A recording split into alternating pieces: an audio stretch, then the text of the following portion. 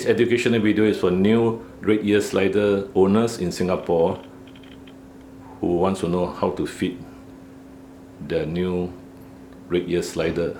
Now we have a case here.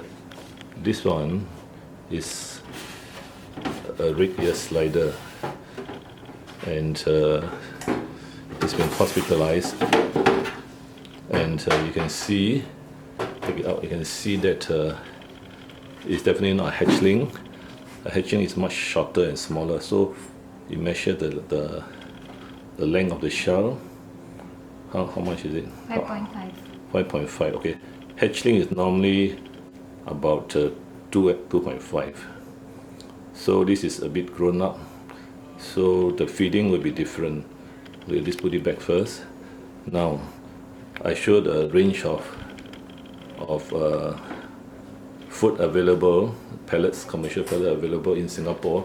There may be more than this. Now the first one, the left one, put it here, you can see is, just read it now. Read. Aquatic turtle food with Okay. hatchling formula. With hatchling formula. So this one is for hatchling, and this is from USA. You can see it is about recommended for less than 5 centimeters of shell length. Now sometimes it's very difficult to find in Singapore pet shops. Okay, so how it looks like, you see inside is all one color, brown. Huh? You can see the back is open up the whole thing, and let me video from the inside. Pointing at me, pointing at me with the lights, against the light, no, the shine of the lights. No, the light in, there's no light. Okay, so this one is all brown, as you can see. There's no multicolored ones. Okay, this is one. Okay, number two, another one for hatchling, sold by the pet shop, but there's no label here, as you can see. And we see the inside. Now the inside would be, this one you can see the light. It's multicolored, the green and the reddish. See the other one? The other one, hatching formula, the one is brownish, you can compare.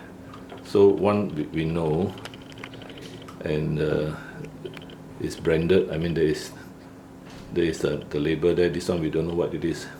It's sold by the pet shop. Okay, then number three now. Now since this one is more than 5 centimeters in the shell length, we will have to feed the bigger pellets. So the bigger pellet, this one, you can see, is quite unique in the sense that it's not the long pellets, it's globular. This is called Mazuri. Okay, it's from Japan. I don't have it's sold in bags. And this one is supposed to be a high quality feed for the red ear slider, and it's not cheap. Definitely more expensive than the other two. The next two, which I will show you. Okay, this is one from Taiwan. It's called Everyday what? Nutri Pellet. Nutri pellets. Okay, see they are bigger, a bit longer, yeah, a bit narrower pellets. Okay, then another one which is quite popular, Nutrofin, is from Germany. It's from Germany, and you can see that see the pellets a bit longer as well. So these are the five types of commercial pellets for the red ear sliders, commonly sold in Singapore, but not every pet shop has the range, and sometimes the pet shop runs out, and then you find that the terrapin doesn't want to eat anymore. Now what I'm showing you, just throw the pellet in and see the Mazuri. You see this slider has been, normally you count the number of pellets, don't throw so many, one or two first. Now see whether it is or not. Just put the slider nearer to the pellets.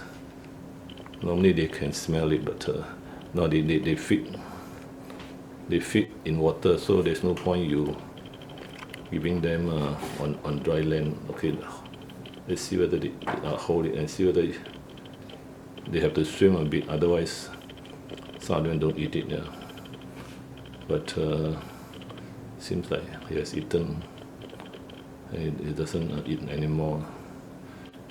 So the theory is you feed the amount based on the volume of the head.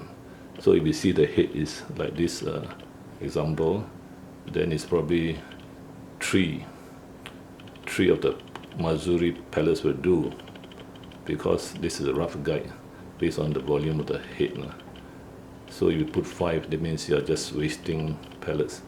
And some authors suggest alternate day feeding. Some suggest feeding with variety, with veggies and prawn meat or fish meat as well, so that it doesn't stick to one. But a good quality commercial pellet seems to be quite